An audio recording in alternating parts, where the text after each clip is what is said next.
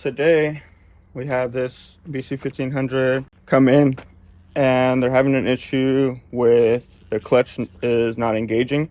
I suspect that the clutch is bad or burnt out. This lever here is used to engage our clutch on the machine. Once the clutch engages, then obviously it rolls our drum, and that's how this machine cuts wood and makes chips. This lever, usually there's a little bit of resistance here, and you could feel the clutch engaging, and it's not engaging right now for whatever reason. So we're going to go ahead and take this all apart and try to get to the bottom of the problem. We're going to go ahead and try to remove this. So obviously it's going to give us a lot more access. And then we're going to take off this cover. Our clutch is located right here on the back of the engine. So we're just trying to gain as much access as we can.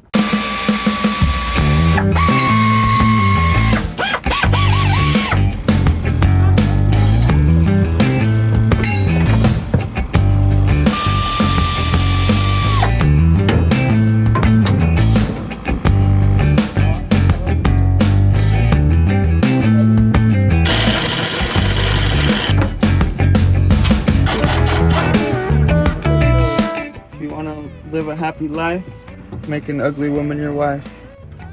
Me and my wife have sex almost every day, and then he goes almost on Monday, almost on Tuesday, yeah.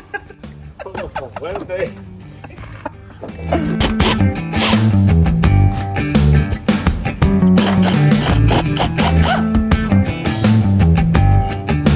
Safe trip. See you next fall. Yeah.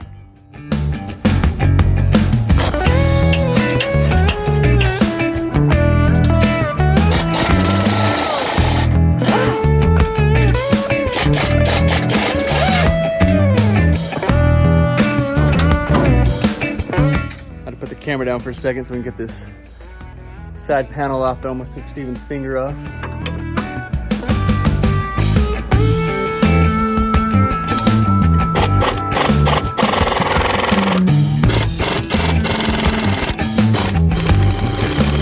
This is our belt tensioner here.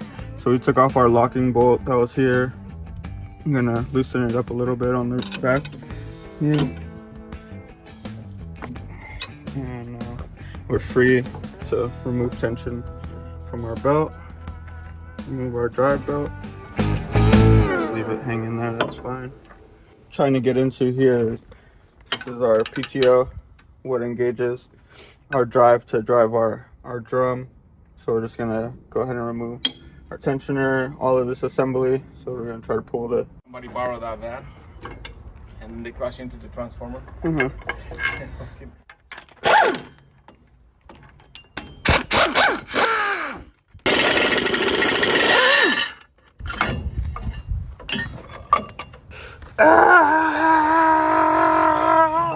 It's not that heavy. Check this out.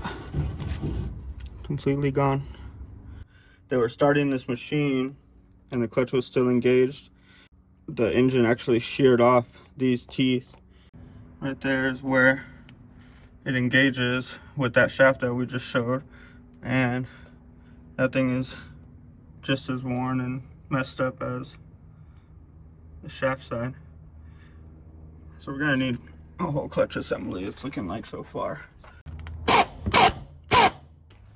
Remove our linkage here from our linkage assembly. Just trying to relieve some weight. We're gonna end up pulling this whole linkage assembly off. This is what we call our, basically like a throwout bearing in a car, this piece here.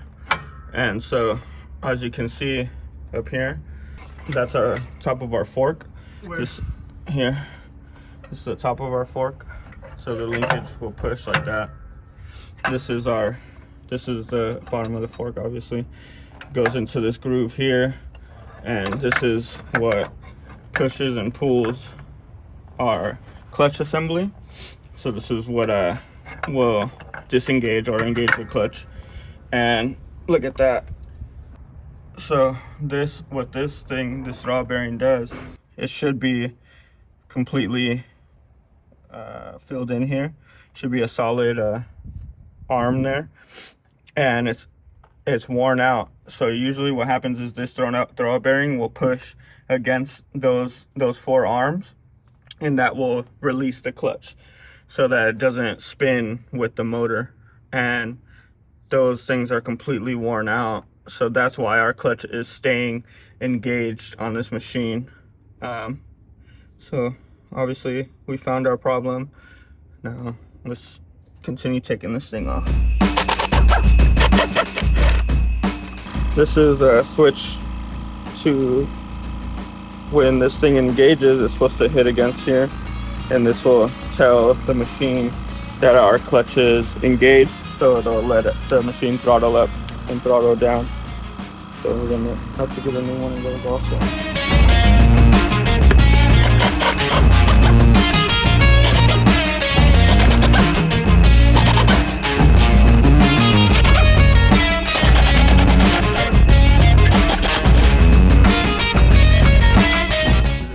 Tap with our attitude adjuster.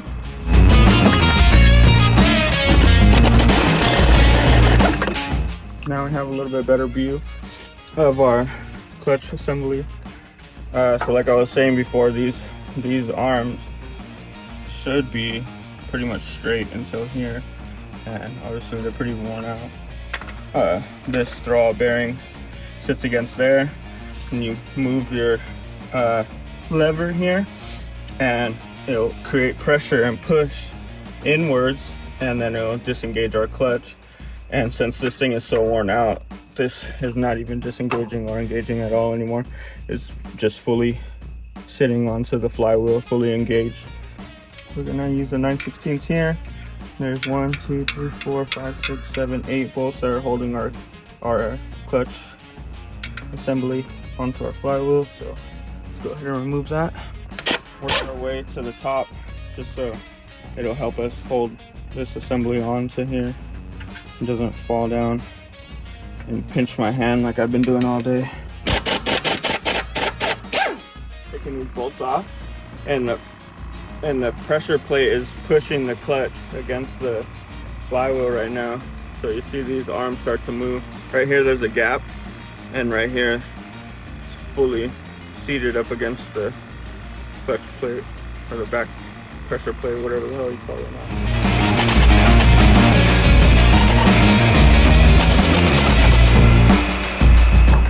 Whoa. Oh yeah, so our clutch just fell down. This is actually our pressure plate. I just don't know the names of these things, I guess. This is our pressure plate. It's what keeps pressure onto the clutch to engage it. This is our clutch in here. Hold this up against here a little bit. Just like that. Remove our pressure plate and clutch.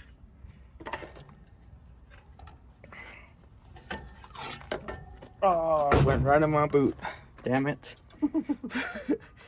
So this is our clutch, and as you can see, it's pretty burnt down. Chunks are missing. The size, not too bad, but worn down definitely. Trash. This is our pressure plate, and as you can see from the discoloration, it's heating up a lot, and which it should, because it's just fully engaged all the time. And look at these arms, how done these arms are. This whole thing is pretty messed up. I'm thinking this is the original clutch on this machine, and if it is, this machine is close to 6,000 hours, so they got their money's worth from it. But definitely need a whole new clutch assembly, possibly even the PTO and shaft. And get this thing running right. This is our pilot bearing. This normally goes in here, and this will hold the end of our PTO shaft, hold it center. This is also gonna get replaced. This thing is pretty burnt. This flywheel looks pretty toast. You got some stress heat cracks in here, obviously very discolored, just from all the heat that this thing's generating because it's fully engaged. So I don't even know if we'll be able to machine this out They're pretty deep gouges in here. We might have to end up just getting a whole new flywheel because this thing is wrecked.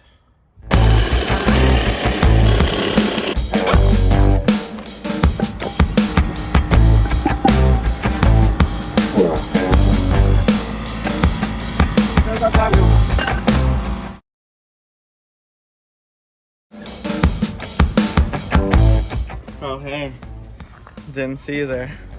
Since I got your attention now, another day, same vlog. We got our flywheel back, obviously resurfaced, looking nice and pretty. So we're gonna go ahead and throw this clutch back together. We got our whole new clutch kit over there. So let's hop right back into it. One bolt to hold them all. Wow. So these bolts, we want to ensure to put Loctite on them. This is a very crucial part of the engine, obviously. This is bolted to our main drive, so we don't want any of these bolts coming loose, flying off. Obviously it'll be a catastrophic failure of our brand new clutch that we're going to put in here. Throw them in, lock them up. The last bolt to hold them on. All right, Gandalf. This ain't Harry Potter film. What? You want to tighten in a star pattern. So we got a nice even torque on this. A bit flat.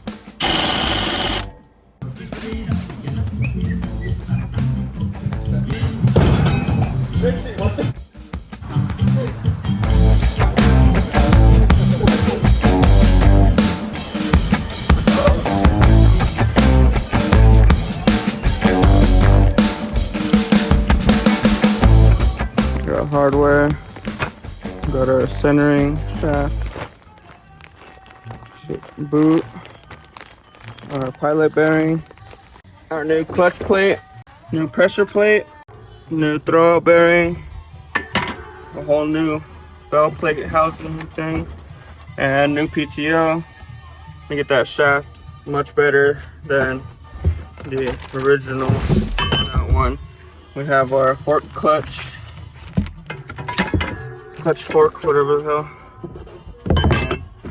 stuff for our enablement.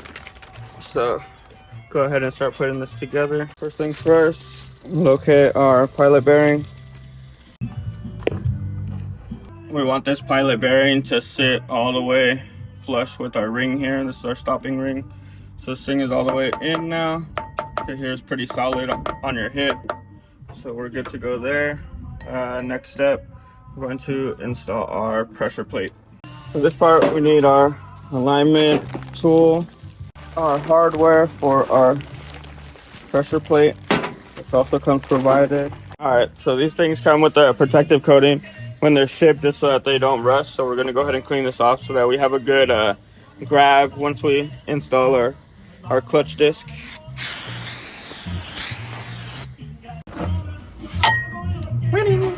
The purpose of our alignment tool here is to keep the whole clutch assembled.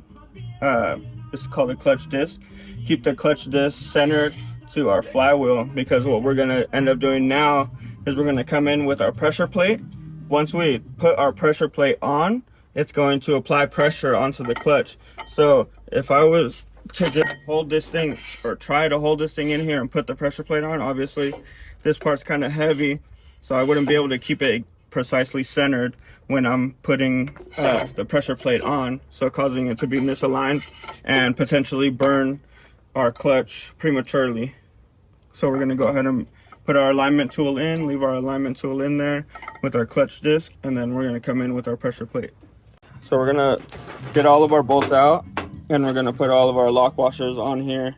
That way, because I'm gonna have to be holding the pressure plate up with one hand, so I wanna have all these bolts ready to go so that I can just hand thread them in so I could get that thing to hang in there. I wanted to go over an issue that we had with our old clutch, and this is the reason why this thing got burnt out prematurely.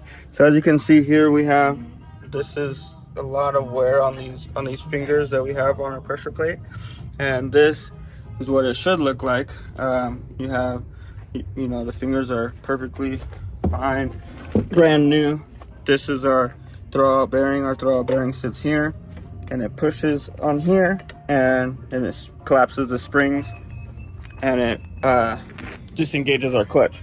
What happened here in this old one is this throwout bearing was on there, but it was an error from the factory or from the mechanics that worked on this before. Whereas once this pressure plate is on here, there's actually the fork that goes on and holds our throwout bearing here. When we disengage our clutch, that fork pulls this throwout bearing away from these arms. Once that happens, then this clutch is now fully engaged.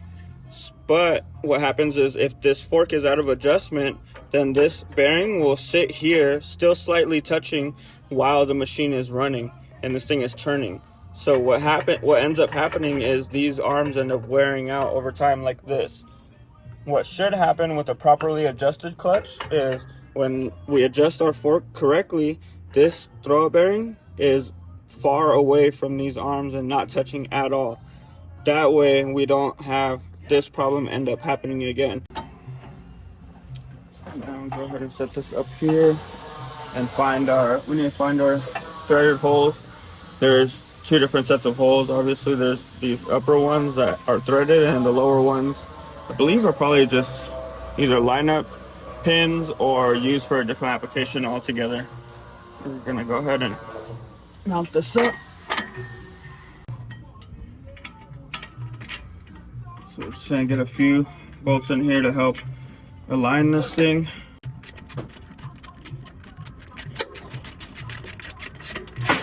And so now, if you can see, you look up in here,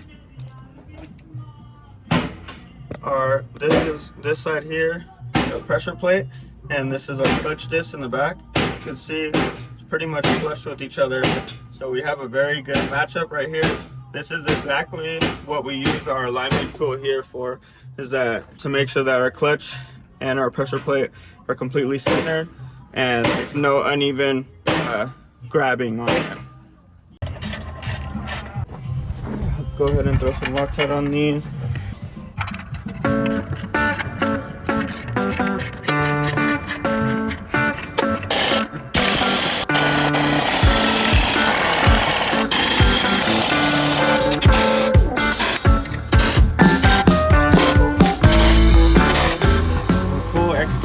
From the rock. I'm gonna throw our clutch plate cover on. Obviously, this is where our fork is going to go. Our fork that attaches onto our throwout bearing. So we want to orientate this.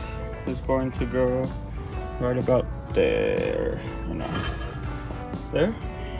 This is our ball mount. This is for our clutch fork. So our fork clutch is going to go into here. This thing gets mounted into this hole on the inside. And what it does is the fork will come down, and this is what our pivot point is for our fork. So it's going to go in, and then obviously when we engage and disengage our clutch, that's what our fork is going to pivot on. Some of this forbidden candy again. I'm going to put a little bit on the thread here.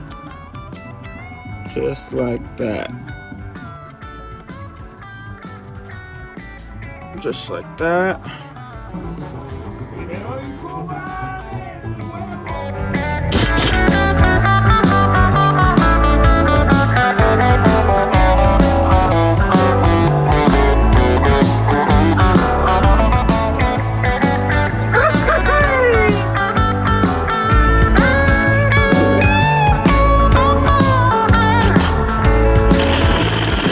Alright, so now we're going to try to connect our fork onto that fork pivot that we installed earlier. So the fork has this little clip, so we're going to try to pull this clip up and then get it onto this ball. So we're going to set this here, push that, and try to push this in just like that. So now our fork is attached to that pivot. So like I was saying earlier, this is how our bearing is going to get engaged and disengaged. Bearing in here, and just like that, our bearing sits into our fork.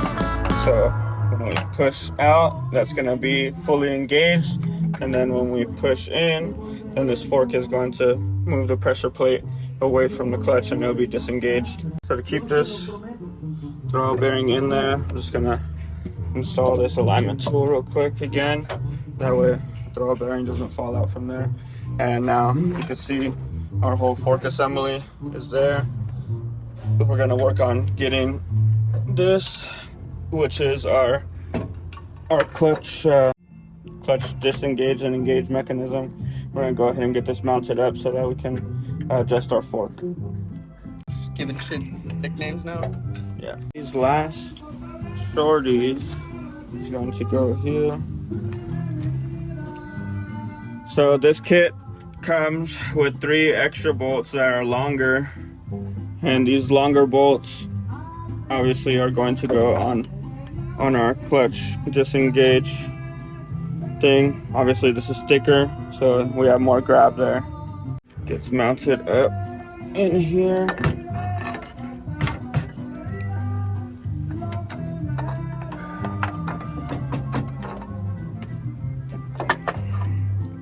Like that, and I put that one in the wrong space. So let's take that one off. This one will go in the front here. Get your brown elbow out of my camera. Oh, sorry. Sorry, mate. Didn't see you there. In it. It's Tuesday, isn't it? It's Tuesday, isn't it?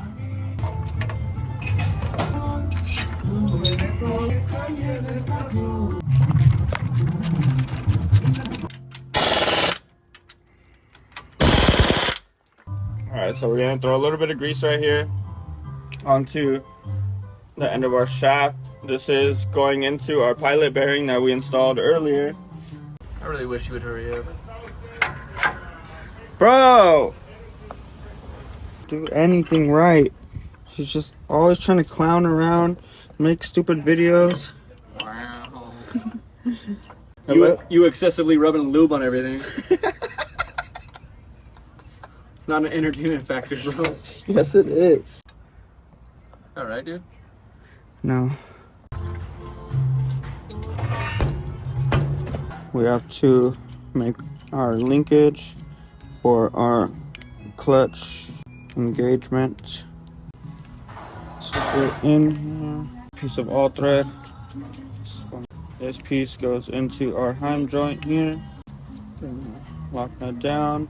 So this goes into our clutch fork. These 2 lock nuts go back. This goes here, like that.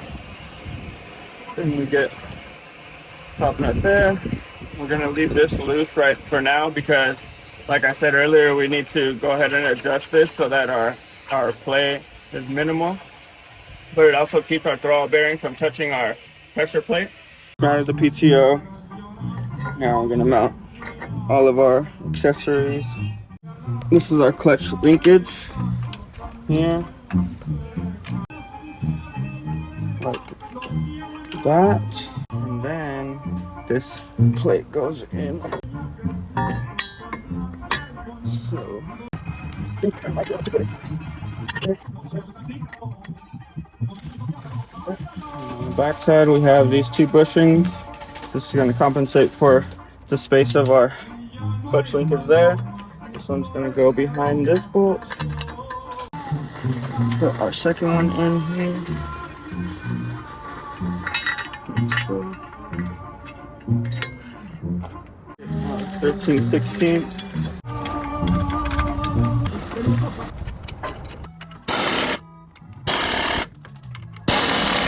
We're gonna set up our clutch linkage.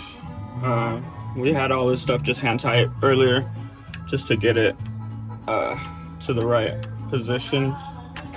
We're gonna go ahead and put that hand joint in there, tighten this up. So basically what's gonna happen is there's another handle that goes on here, and as we turn it, then the clutch will pull out and then pull in, released and pull. So let's go ahead and tighten these up. Okay, last step, we're going to try and get this thing adjusted. Put our handle on.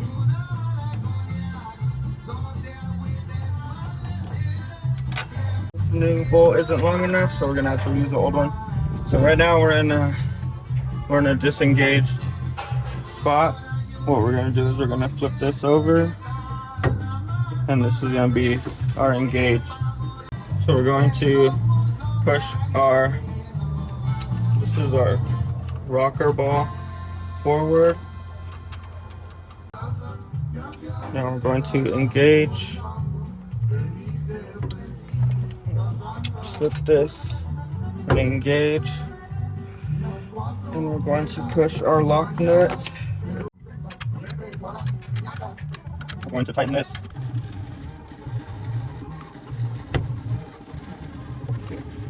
Alright, so now we're going to go over the adjustment of the clutch. So right now our clutch is engaged. If you put your hand on the PTO is actually not moving at all. So that tells me that our clutch is engaged. So this here is called a rocker bar, and that's what it slips into our clutch fork right there. And that's what's going to pivot on the other side. This tool is provided with our clutch kit, and we're going to slip this into here, just like that. And then we're going to bring our first lock nut onto there. We're going to snug this up, just like that. Hand tight is perfect. Obviously we don't want to tighten it too much because then it's gonna mess with our adjustment. So just until it's snug, and then we're gonna go ahead and test our clutch disengagement. So we're gonna go ahead and push this lever to the back side, just like that. And we're gonna come over here to our PTO, and our PTO should move freely, just like that. So we don't have our clutch catching right now. Our clutch is not engaging at all. So that's our perfect adjustment there. Then we're going to go ahead and engage our clutch again, and PTO is in drive mode. Okay, so the last part, we checked our adjustment and our adjustment's good. So we're going to go ahead and pull up our clutch adjustment tool out, and then we're going to bring our second lock nut up to place.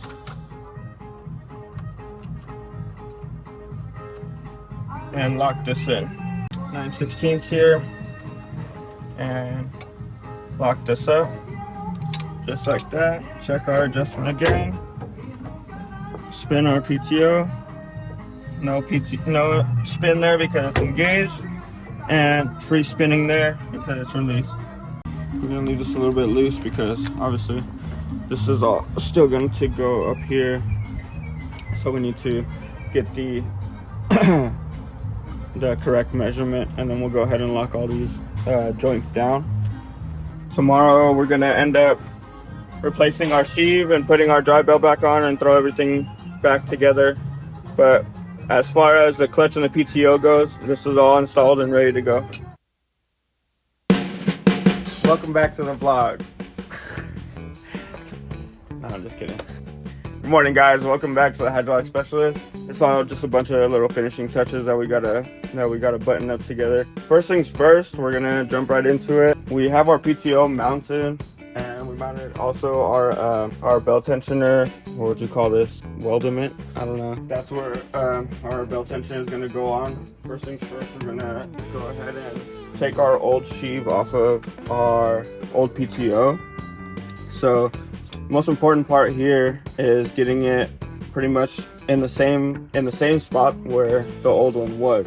So we're gonna go ahead and here with our micrometers and take a measurement, and we're gonna start at our flat face here, and we're gonna measure to the face of our locking collar. We have about 1.126 inches right there. This is gonna be a more or less. This is just giving me a reference of where I need to set this thing on our new PTO here, and then once I get it kind of where we need it to be, then we'll go ahead with a straight edge and line it up with our drum sheave here, just to make sure that this thing is perfectly aligned and we don't have any walking on our belt. It's going to cause premature wear on our belt or anything like that. So let's jump into that. With these bolts, you want to make sure that we're tightening them all in sequence and at the same time, so that the sheave will pull off evenly. If we tighten one more than the other one, we have a potential problem because we could break a bolt and this thing is not going to come off evenly. Obviously it has to be straight in order for it to pull off.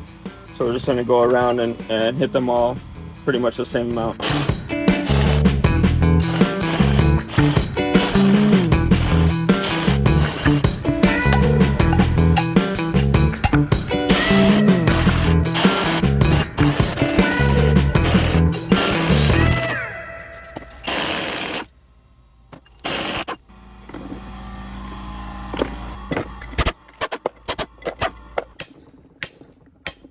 We're gonna go ahead and split the sheave a little bit just to help us get it off. Make sure we remove all the locks on this thing. There's a lock on our keyway here. Just gonna hold that in and it should slide right off. Wow! So we're gonna install our clutch handle so that we can disengage our clutch here. We want to rotate this. I'm gonna have the keyway straight up and down, obviously, just so we can throw our new sheave on and then lock it in. Got this one, Steve. Let's see what I do with one hand. Ah! Thanks, camera guy Rich. Slide this on.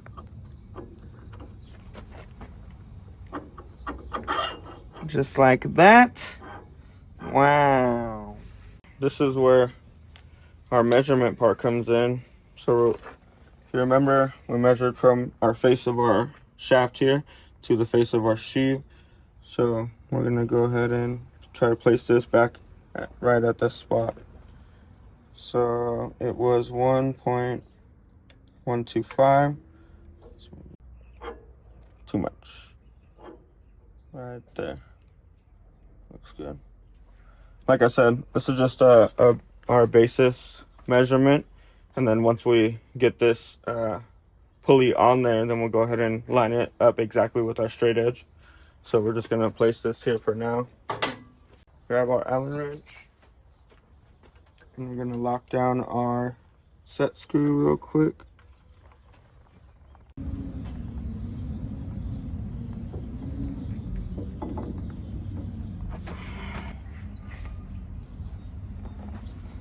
There. Make sure our holes are lined up more or less.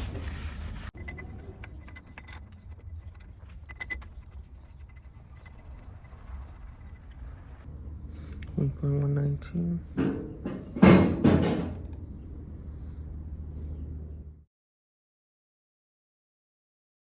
Alright, what's up guys? Yesterday we tried to start on this again and got interrupted. I had to go take care of a call, but we're jumping right back into it. We're looking to set our sleeve here, so we're gonna go ahead and do this with a straight edge. Want to make sure that this belt is aligned properly, that way we don't have uneven wear on it and or any breakage of the belt also.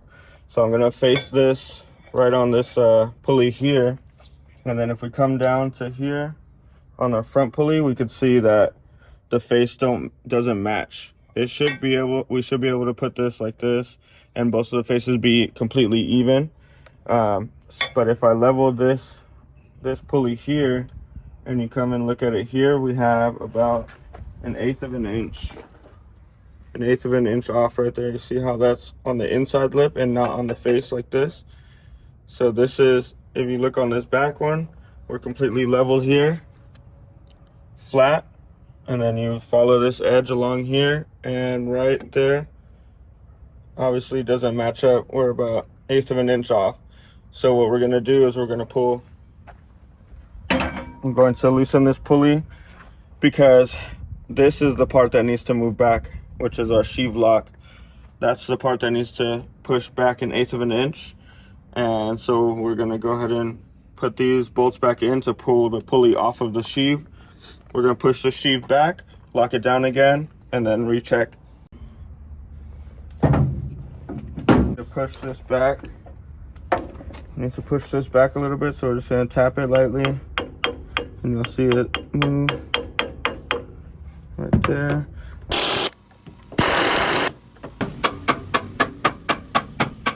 It is very important because on the event that your pulleys don't match up one with the other, what is going to end up happening is either your belt is going to fall off or it's going to shoot up the belts prematurely.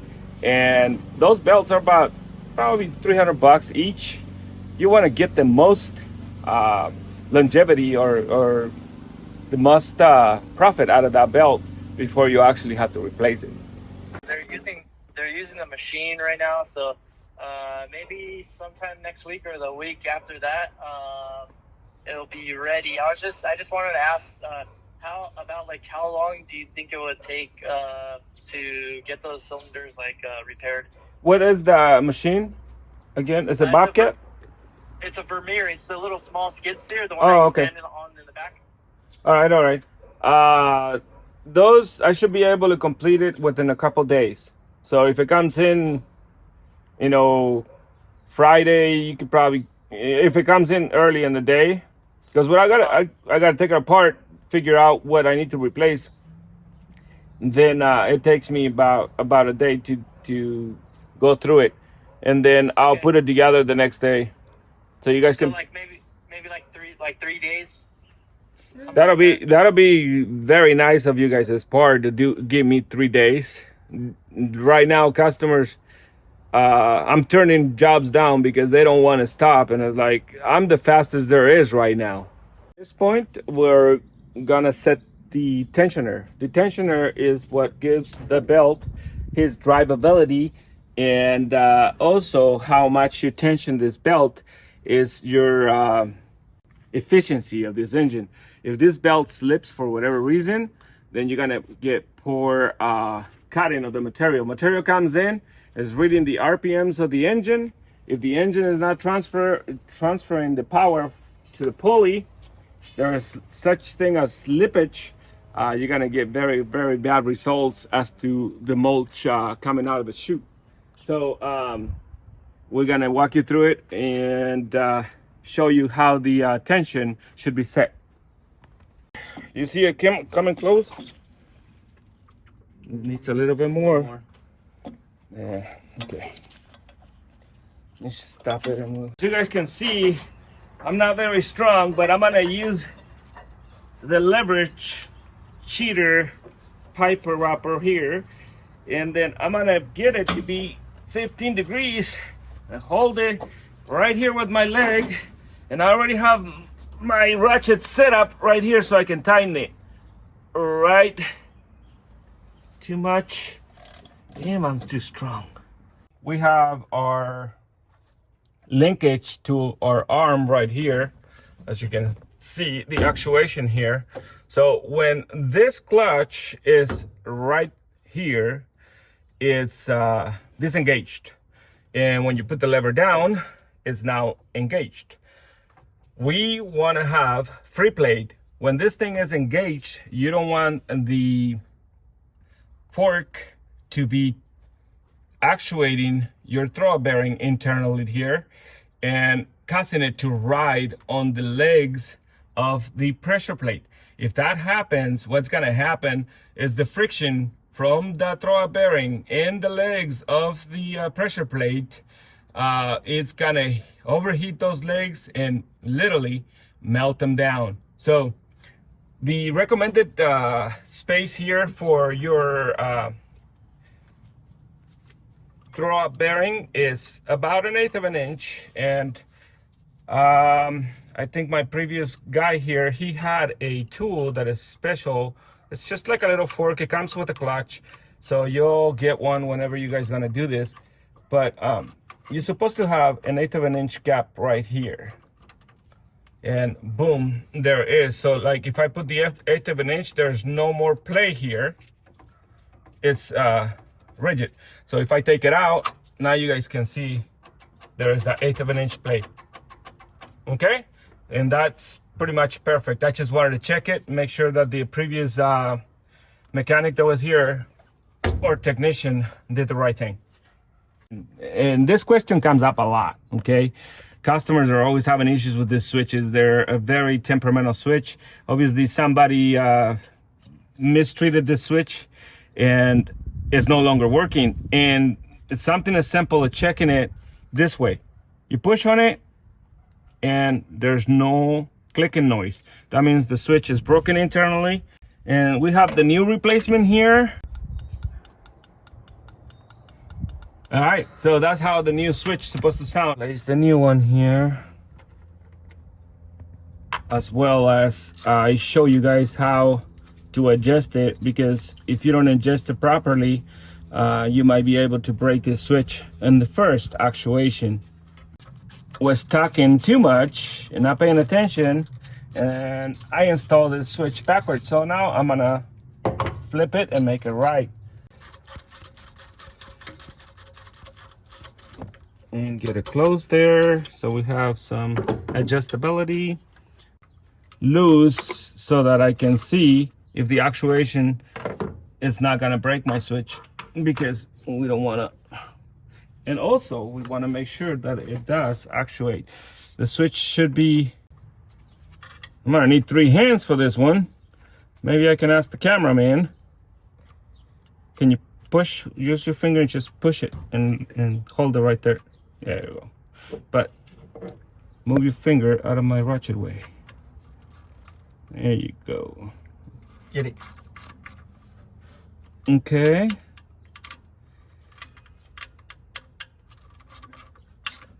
Okay. Let's see.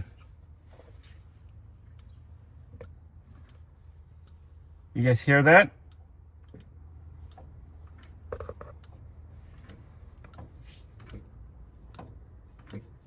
So it's touching it perfect, and it's not in any way gonna damage our switch at that position. So we're gonna leave it there, connect it, and let it go to work.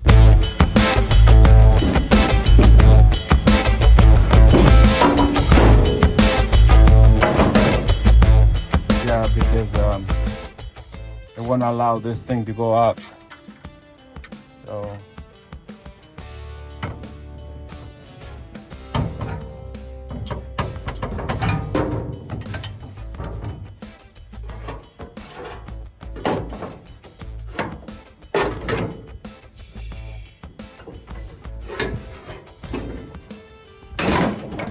I wish I could still work at Vermeer. Give him a couple tips on engineering. Really? Who's the man? Who's the man? I'm the man. I'm the man. I am the man. You know what? That voice didn't sound very manly. I'm the man. One more.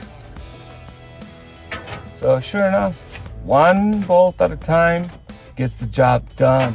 Before you know it, you're inside the house, just drinking a cold one. Typically, this is an access for that. What I tell you, foxies, if you don't get into your job is gonna get to you. Secure them to the chassis, and that's what I'm doing. If you're watching this, make sure if you put a ratchet wrench behind here, it is a retractable one. None of this, there's some ratchet wrenches that do not go in reverse. So once you put it in here, you won't be able to take it out. Oh, this one is nice, man. Look at this. And I can't even do it. I'm so used to hard stuff.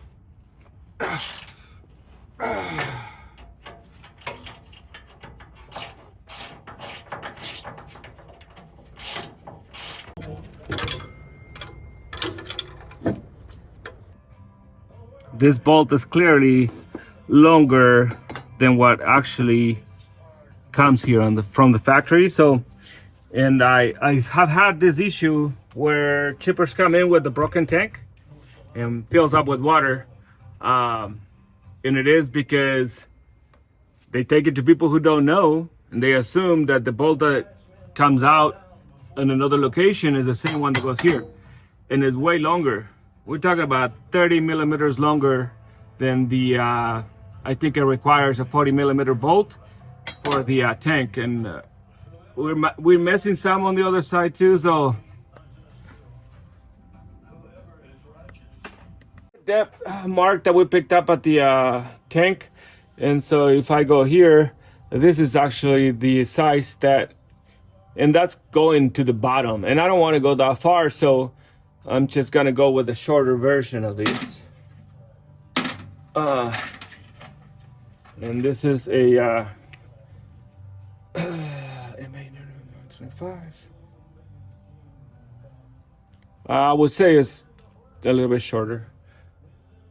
So what's behind here is just make sure you have the right length bolts, because then you can poke a hole through the tank. So who in the audience has the same problems I do? It don't seem like I'm on this alone. They're making the same kind of bolt, different heads, to see if it's suitable for me to replace. This is the original bolt, so this is about a 1/4 inch or 40 millimeters, a little smaller.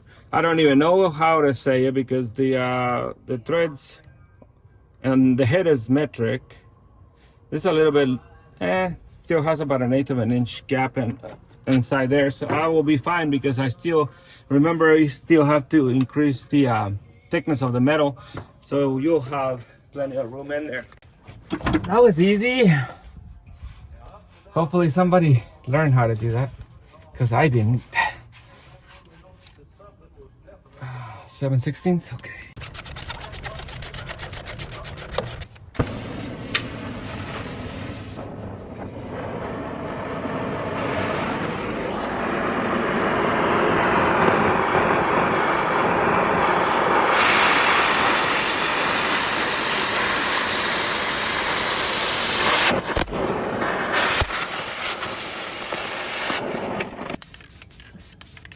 A little bit of rust inhibitor. Computers do lie, because engineering tells Vermeer, they did in fact cut a relief here, but now we just find out it was not enough to clear our clutch lever. So now you guys gonna see, once we put this back in there, that the clutch is not interfering, or the clutch linkage is not interfering with our air cleaner base. And that is potentially what could have burned the clutch on this chipper. We'll install our Metrolink bolts here.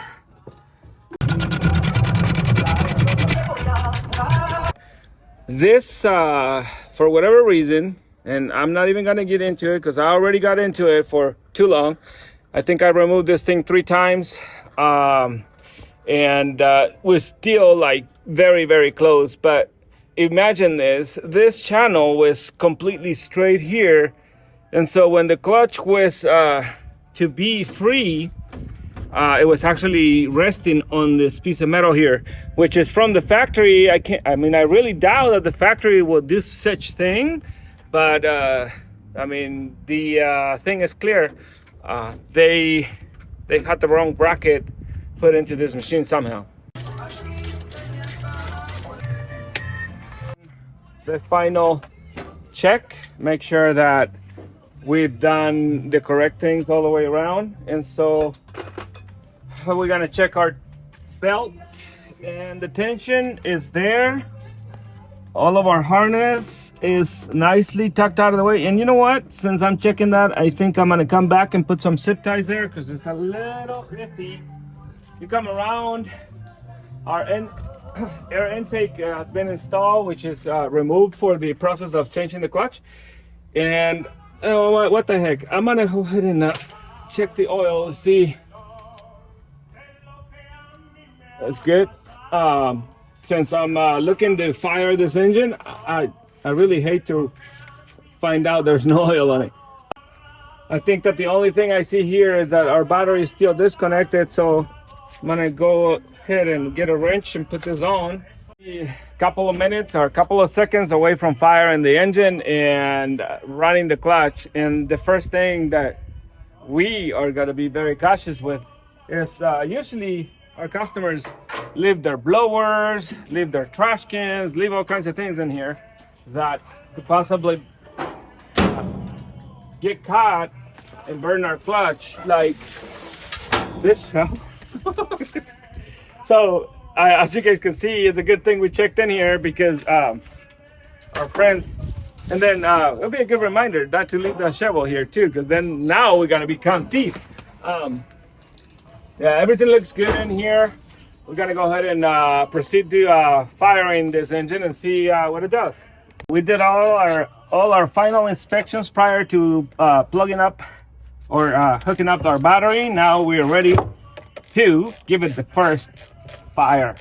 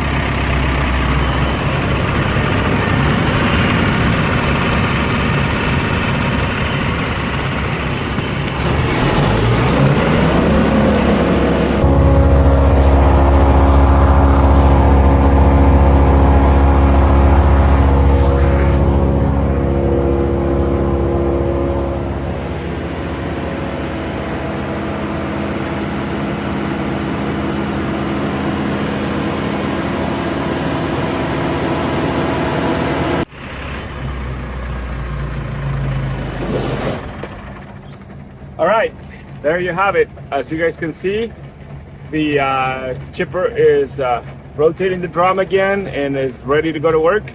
We have had a lot of fun trying to make it back. There's a few issues that along the way we kind of tripped over it and everything, but we were able to take care of them.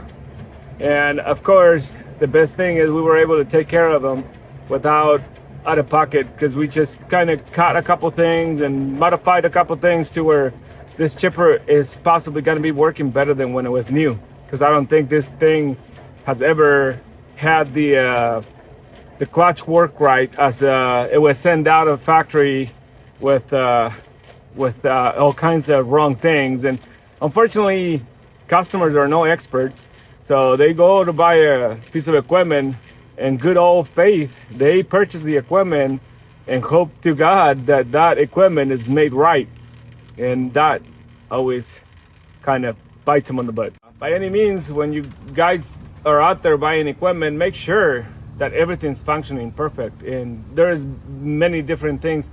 I think that the best thing you guys can do is contact somebody like me. I can go with you guys and test out a piece of equipment and tell you where the problems are at, because it's very simple for me to figure them out. But anyways, without further ado, you guys enjoyed the day, the night, and don't forget to support our channel and possibly give us a like, comment, and subscribe. Thank you.